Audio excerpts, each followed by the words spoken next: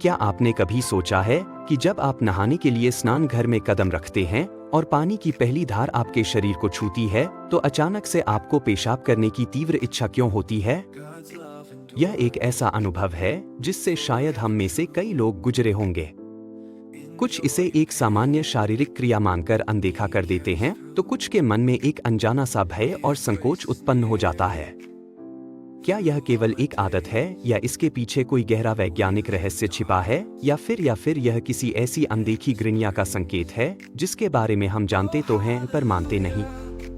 आज हम इसी रहस्य से पर्दा उठाएंगे। एक ऐसा रहस्य जो आपके नहाने के तरीके और आपके जीवन पर गहरा प्रभाव डाल सकता है। एक ऐसा सच जिसे जानने के बाद शायद आप अगली बार नहाने से पहले 100 बार सोचेंगे।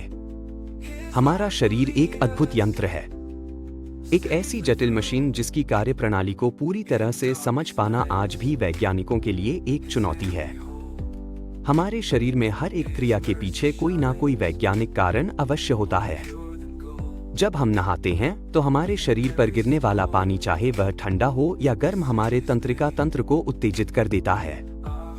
यह उत्तेजना हमारे शरीर के भीतर कई प्रक्रियाओं को एक साथ शुरू कर देती है। वैज्ञानिकों के अनुसार जब गर्म पानी हमारे शरीर पर पड़ता है तो हमारा शरीर और हमारा मन एक आरामदायक अवस्था में चला जाता है। इस अवस्था को पैरासिनेथेटिक नर्वस सिस्टम का सक्रिय होना कहते हैं। यह वही तंत्रिका तंत्र है जो हमारे शरीर को शांत करने, पाचन क्रिया को सुचारू करने और शरीर से व्यर्थ पदार्थों को बाहर निकालने के लिए जिम्मेदार होता है। जब यह तंत्र सक्रिय होता है तो हमारी मांसपेशियां शिथिल हो जाती हैं, जिसमें हमारी मूत्राशय को नियंत्रित करने वाली मांसपेशियां भी शामिल हैं। इसी कारण से हमें पेशाब करने की इच्छा होती है। इसके अलावा एक और कारण बताया जाता है जिसे कंडीशन्ड रिस्पांस या आदत का नियम कहते हैं। कई बार हम अनजाने में ही अपने मस्तिष्क को किसी विशेष क्रिया के लिए प्रशिक्षित कर देते हैं। जैसे ही हम स्नान घर में जाते हैं और पानी की आवाज सुनते हैं, हमारा मस्तिष्क इसे पेशाब करने के संकेत के रूप में देखने लगता है और हमें तुरंत वैसी ही अनुभूति होने लगती है। यह ठीक वैसा ही है जैसे किसी पसंदीदा भोजन को देखकर मुंह में पानी आ जाना। यह सब तो हुई विज्ञान की बातें, सतही बातें जो हमें ऊपरी तौर पर तो संतुष्ट कर देती हैं। पर क्या वास्तविकता इतनी ही सरल है? क्या हमारे पूर्वज, हमारे ऋषि मुनि, जिन्होंने मानव शरीर और ब्रह्मांड के गहरे रहस्यों को बिना किसी आधुनिक उपकरण के जान लिया था, वे इस साधारण सी क्रिया के पीछे छिपे गढ़ अर्थ को नहीं जानते होंगे? सोचिए, जरा गहराई से सोचिए। क्या यह मात्र एक शारीरिक क्रिया है या इसके परिणाम हमारी सोच से कहीं ज्यादा गहरे और भयावह हो सकते हैं?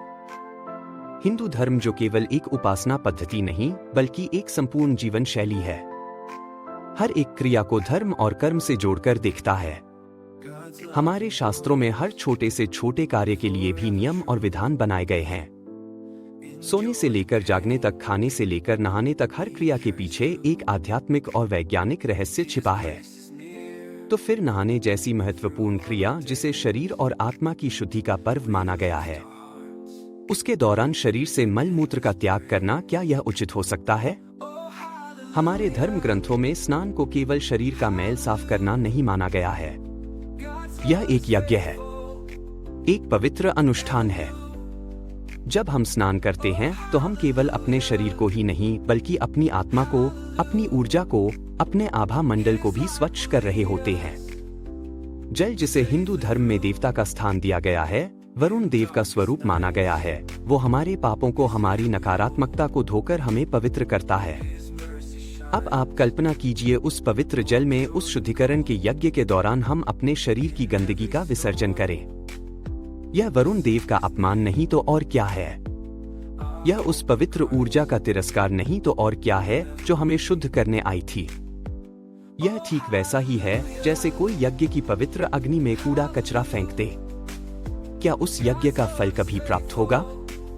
नहीं, बल्कि ऐसा करने वाले को पाप का भागी बनना पड़ेगा। ठीक इसी प्रकार स्नान के समय पेशाब करना उस शुद्धिकरण की प्रक्रिया को भंग कर देता है। जिस जल को हम पवित्र मानकर अपने ऊपर डाल रहे हैं, उसी क्षण में अपने शरीर से निकले अपवित्र मूत्र को उसमें मिला देना एक घोर अपवित्र कार्य है। ऐसा करने से हम शुद्धि के बजाय अशुद्धि को ग्रहण कर लेते हैं। वो जल जो हमें सकारात्मक ऊर्जा और पवित्रता देने वाला था, वही जल हमारे इस कुकर्म के कारण दूषित होकर हमारी सकारात्मक ऊर्जा को भी नष्ट कर देता है। शायद आपको यह बातें अंधविश्वास लगे। शायद आपको लगे कि यह सब पुरानी बातें हैं जिनका आज के युग से कोई लेना देना नहीं है। पर रुकिए, अपने जीवन में झांक कर देखिए। क्या आपके जीवन में सब कुछ वैसा ही हो रहा है जैसा आप चाहते हैं?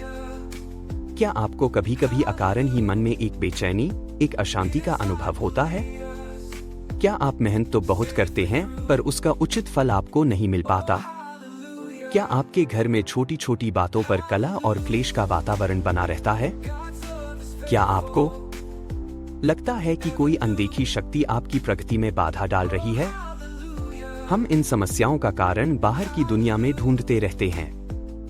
हम अपने भाग्य को कोसते हैं, दूसरों को दोष देते हैं, पर हम कभी यह नहीं सोचते कि शायद इन समस्याओं की जड़ हमारी अपनी ही कुछ छोटी छोटी आदतों में छिपी हो सकती है। ऐसी आदतें जिन्हें हम बहुत सामान्य और महत्वहीन समझते हैं, पर जिनका हमारे जीवन पर, हमारे भाग्य पर, हमारे आभा मंडल पर बहुत गहरा और विनाशकारी प्रभाव पड़ता है। नहाते समय पेशाब करना भी एक ऐसी ही आदत है। हमारे शास्त्रों में, विशेषकर गरुड़ पुराण और अन्य नीति ग्रंथों में इस क्रिया को स्पष्ट रूप से वर्जित किया गया है। इसे दरिद्रता और दुर्भाग्य को निमंत्रण देने वाला बताया गया है। मान्यता है कि जल के देवता वरुण देव ऐसे व्यक्ति से रुष्ट हो जाते हैं जो स्नान की पवित्रता को भंग करता है। जब वरुण देव रुष्ट होते हैं तो व्यक्ति के जीवन से सुख, शांति और समृद्धि चली जाती है। जल तत्व जो हमारे शरीर का और इस पृथ्वी का एक बहुत बड़ा हिस्सा है, हमारे विरुद्ध कार्य करने लगता है। ऐसे व्यक्ति को चर्म रोग, गुर्दे से संबंधित बीमारियां और मानसिक अस्थिरता जैसी समस्याओं का सामना करना पड़ सकता है। लेकिन इसका सबसे भयावह परिणाम जुड़ा है हमारी पितृशक्ति से। हिंदू धर्म में पितरों का स्थान देवताओं से भी ऊंचा माना गया है। हमारे पूर्वज जो इस दुनिया से जा चुके हैं, वे पितरलोक से हमें निरंतर देखते रहते हैं और हमें अपना आशीर्वाद भेजते हैं। हमारी उन्नति, हमारी सफलता, हमारी संतान का सुख, यह सब काफी हद तक पितरों के आशीर्वाद पर ही निर्भर करता है। जब हम कोई वैसा अपवित्र कार्य करते हैं जैसे स्नान के समय मूत्र त्याग, तो इससे हमारे पितृ अत्यंत दुखी और रुष्ट होते हैं। इसे पितृदोष का एक बड़ा कारण माना गया है। सोचिए, आप अपने पितरों की शांति के लिए श्राद्ध करते हैं, तर्पण करते हैं, दान पुण्य करते हैं, लेकिन अपनी एक छोटी सी आदत के कारण आप अनजाने में ही उन्हें कष्ट पहुंचा रहे हैं। जब पितृ रुष्ट होते हैं तो व्यक्ति का जीवन नरक समान बन जाता है। उसके किसी भी कार्य में सफलता नहीं मिलती। वंश वृद्धि में बाधाएं आती हैं। घर में हर समय रोग और शोक का वास रहता है। व्यक्ति दिन प्रतिदिन दरिद्रता के दलदल में धंसता चला जाता है। उसे यह समझ ही नहीं आता कि उसके साथ ऐसा क्यों हो रहा है। वह हर तरह के उपाय करके थक जाता है, पर उसे शांति नहीं मिलती, क्योंकि मूल कारण तो उसकी अपनी ही दिनचर्या में छिपा होता है। यह केवल एक धार्मिक मान्यता नहीं है, इसके पीछे गहरा मनोवैज्ञानिक और ऊर्जा का विज्ञान है। जब आप स्नान करते हैं तो आपका शरीर और मन एक ग्रहणशील अवस्था में होता है। आप ब्रह्मांडीय ऊर्जा को ग्रहण कर रहे होते हैं। ऐसे में जब आप एक नकारात्मक और अपवित्र कार्य करते हैं, जैसे स्नान के समय मूत्र त्याग, तो इससे हमारे पितृ अत्यंत दुखी और रुष्ट होते हैं।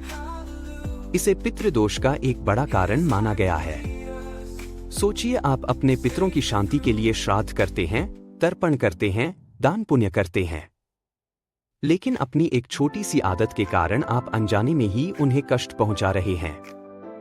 जब पितृ रुष्ट होते हैं तो व्यक्ति का जीवन नरक समान बन जाता है।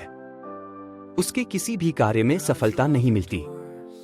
वंश वृद्धि में बाधाएं आती हैं। घर में हर समय रोग और शोक का वास रहता है। व्यक्ति दिन प्रतिदिन दरिद्रता के दलदल में धंसता चला जाता है। उसे यह समझ ही नहीं आता कि उसके साथ ऐसा क्यों हो रहा है।